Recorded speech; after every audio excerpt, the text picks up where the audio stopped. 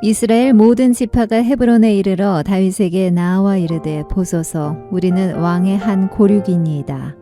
전에 곧 사울이 우리의 왕이 되었을 때에도 이스라엘을 거느려 출입하게 하신 분은 왕이시었고 여호와께서도 왕에게 말씀하시기를 네가 내 백성 이스라엘의 목자가 되며 네가 이스라엘의 주권자가 되리라 하셨나이다 하니라. 이에 이스라엘 모든 장로가 헤브론에 이르러 왕에게 나아오매 다윗 왕이 헤브론에서 여호와 앞에 그들과 언약을 맺음에 그들이 다윗에게 기름을 부어 이스라엘 왕으로 삼으니라. 다윗이 나이가 30세 왕위에 올라 40년 동안 다스렸을 때 헤브론에서 7년 6개월 동안 유다를 다스렸고 예루살렘에서 33년 동안 온 이스라엘과 유다를 다스렸더라. 왕과 그의 부하들이 예루살렘으로 가서 그 땅 주민 여부수 사람을 치려하매 그 사람들이 다윗에게 이르되 네가 결코 이리로 들어오지 못하리라. 맹인과 다리 저는 자라도 너를 물리치리라 하니 그들 생각에는 다윗이 이리로 들어오지 못하리라 함이나 다윗이 시온 산성을 빼앗았으니 이는 다윗 성이더라. 그날에 다윗이 이르기를 누구든지 여부스 사람을 치거든 물 깊는 데로 올라가서 다윗의 마음에 미워하는 다리 저는 사람과 맹인을 치라 하였으므로 속담이 되어 이르기를 맹인과 다리 저는 사람은 집에 들어오지 못하리라 하더라. 다윗이 그 산성에 살면서 다윗 성이라 이름하고 다윗이 밀로에서부터 안으로 성을 둘러 쌓으니라. 만군의 하나님 여호와께서 함께 계시니 다윗이 점점 강성하여 가니라. 두로왕 히람이 다윗에게 사절들과 백향목과 목수와 석수를 보내매 그들이 다윗을 위하여 집을 지으니 다윗이 여호와께서 자기를 세우사 이스라엘 왕으로 삼으신 것과 그의 백성 이스라엘을 위하여 그 나라를 높이신 것을 알았더라.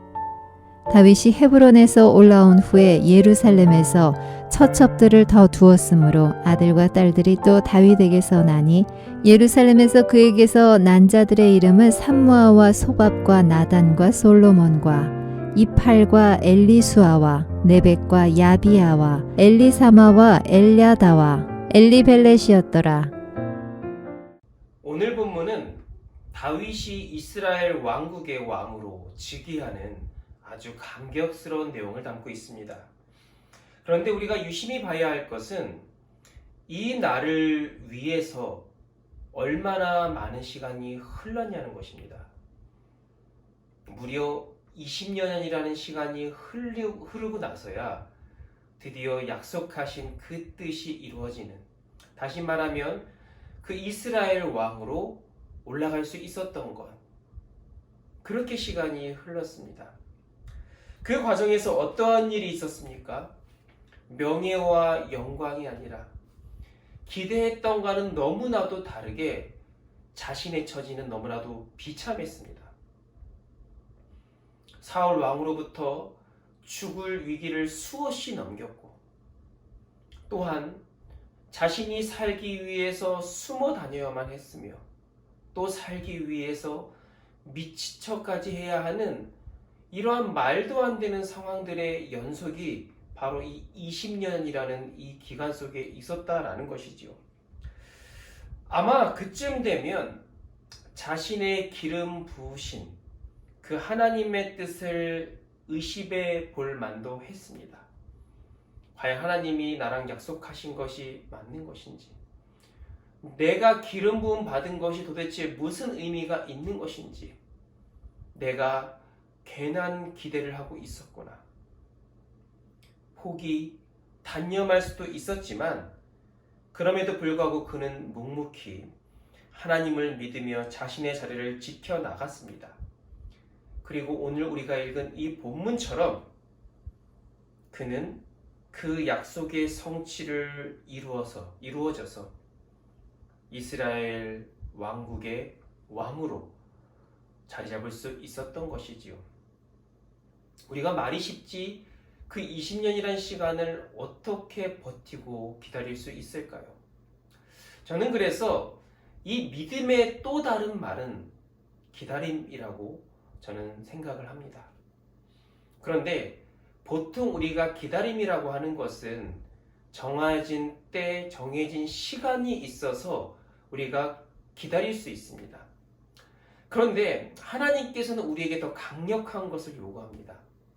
하나님을 믿는 기다림은 우리가 세상적인 기다림이 아니라 때로는 기약 없어 보이는 기다림이지만 그러나 반드시 성취될 것이다라는 믿는 믿음으로 기다림. 이것이 바로 진정한 믿음이라는 것이죠. 다윗은 바로 그러한 믿음을 가지고 있었고 마침내 그 약속의 성취를 이룰 수 있었던 것입니다. 하나님은 그 20년이라는 그 과정 속에서 그냥 그 시간을 허무하게 보낸 게 아니라 다 뜻과 계획이 있으셨습니다. 그래서 그만큼 다윗이 왕 될 자로서 그를 훈련시키고 연단시키셨습니다. 순간 자신의 처지를 생각하면서 감정에 휘둘렸다면 그 기간이 늘 원망스러울 수도 있고 또 포기할 수도 있었겠지만 하나님께서는 이 역경의 시간 동안 정치적으로나 군사적으로나 또한 그 소양을 지니게 하셨고 내적으로도 더욱더 하나님 중심적으로 살도록 그를 인도하셨습니다. 그뿐 아니라 하나님께서는 이 기간 동안 다윗으로 하여금 이스라엘 내에서 많은 이들에게 아주 광범위한 지지를 받게 함으로써 각 지파 간의 분쟁을 최소화시키셨습니다. 그래서 본문에서도 보듯이 다윗이 온 백성의 충성의 맹세 가운데 통일 왕국의 왕으로 즉위할 수 있었는데 이 모든 것들이 하나님의 계획과 섭리 속에 이루어졌다라는 것이지요. 우리는 우스갯소리로요, 종종 좋은 결과를 경험하게 되면 야, 너는 다 계획이 있었구나 라는 말을 종종 합니다.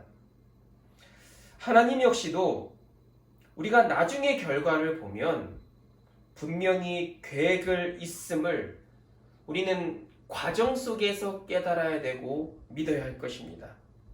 그 확신이 본문의 다윗을 있게 한 이유이기도 하겠지요. 결국 본문의 내용을 표면적으로 보면 그로 인해 다윗이 왕이 되었고 또 다윗이 영웅이 된 것 같아 보이지만 그런 다윗을 있게 하신 하나님의 계획과 인도하심이 있었다라는 것을 우리는 놓치지 말아야 할 것입니다.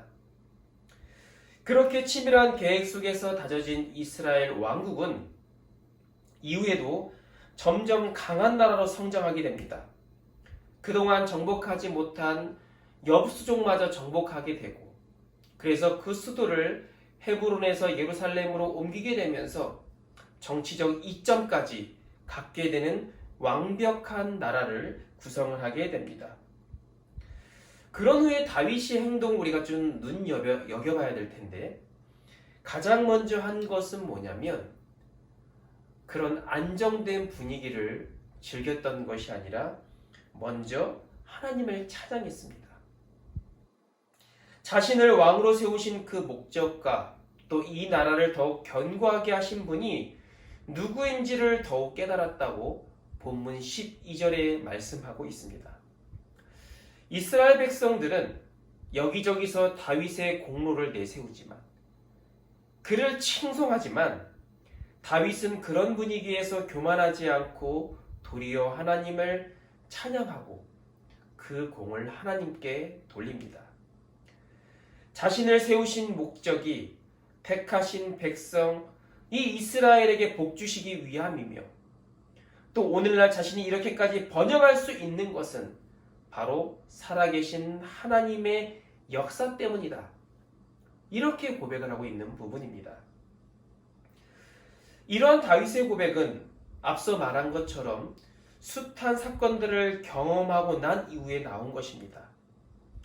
다윗은 앞선 왕 사울과는 달리 온갖 환난 중에서 누구를 미워하거나 혹은 하나님을 원망하지 않고 그 가운데서도 자신을 보호하시고 분명히 계획이 있을 것이라는 확신을 가지고 그리고 마침내 온 이스라엘의 왕이 앉혀주신 하나님의 은혜와 그 진정한 목적을 분명히 인식하고 있었던 것이지요. 결국 여기서 사울과의 큰 차이점은 무엇일까요? 다윗의 고백은 결국 지금의 자신, 지금 나의 위치, 나의 나 된 것은 나의 실력이 아니라 또 나의 공로도 아니고 오직 하나님의 은혜 때문임을 늘 기억하고 고백하는 것. 그 진정한 신앙과 겸손에서 사울과의 차이점을 보여주고 있는 것입니다. 사실 우리는 이 부분에서 얼마나 많은 실수를 합니까? 하나님 앞에 부끄러울 때가 얼마나 많이 있습니까?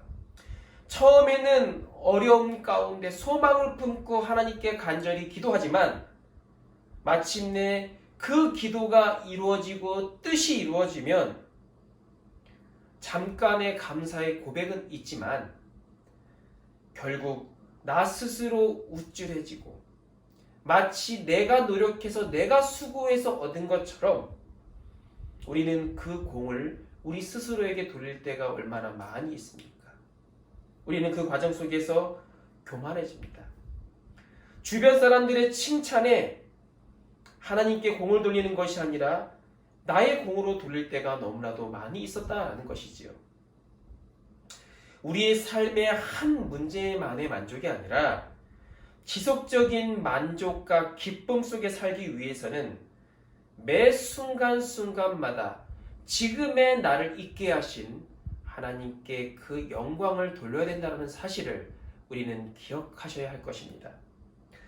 다윗이 이스라엘 왕이 된 것에서 끝난 것이 아니라 그 후에도 그 나라가 더욱더 부강해질 수 있었던 것은 다윗의 리더십 이전에 하나님의 은혜로 여기까지 왔음을 고백한 것처럼 우리 역시도 지금 현재의 기쁨이 바로 하나님의 은혜임을 고백하며 그로 인해 늘 진행 중인 그 은혜와 복 가운데 살아갈 수 있는 우리 모두가 되기를 간절히 소원합니다. 다 함께 기도하겠습니다. 염려하지